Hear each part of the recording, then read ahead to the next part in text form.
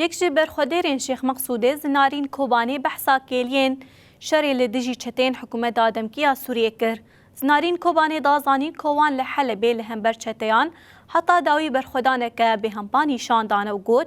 هر کو چتیان ایریش دکرن حوالین ما به مورالین خویم بلند دجمن تیک دبر ده هر کلیه که دیرو که ده روحی شهیدین ما و روحی برخودانه که و شارتی هیا.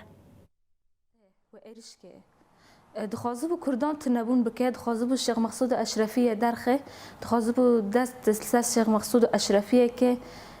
دخوازبو کو گلی کرد قتل بکه کو جاره که داد تنبون بکن یعنی ما یک و 20 دقیقه چاتشما تام دست بیکر او نه هاتن و ماجی دست بیکر بو ما بیکسی خال همبری وانا شغلان تام ویدامه دا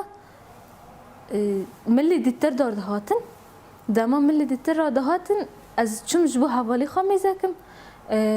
روکیتی خوا آویتن دما روکیت آویتن ازو 4 حوالان ام بریندار کتن تشکی ساکنی روزا دیامین یه می خسته دا دیساب شب وسا او بو تانگی وانا هاتن ساعت تام وسا 5 بو وسا 6 برکو ساعت گل منیم بو تام اما دنه تشکی رونایی بو تانگی وانا ایریش سر مکرن به تانگی خال خسته نخوشخانه دادن کسرت حوال گرل راستی سا یعنی شروانه که دمی کت ویرا دیده دستینی وسا مورال دیده حس کردن دیده تا یعنی اوقاس ام هفدرمان از شهید گرلا یعنی دهات مثلا تعلیماتان داد تشتان داد هر دمه دا تفگراندنی و مورالی و نسکاتی و الهمبری حوالان حس کردن ده حوالی جن حوالی خورد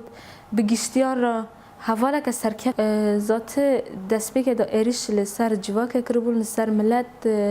قتلیام چه دبون زاروک دو کشتن جن درواندن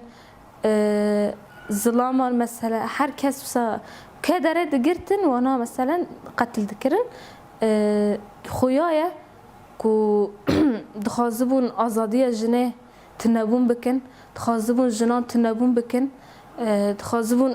او گلی حمی تنبون بکن سرور تشتیج بردوام بکنه حرتم سرکفتن یامه و هم سرکفتن جیش حوالا را دخوازم یعنی دخوازم هوا سر تشتی بردوام بکن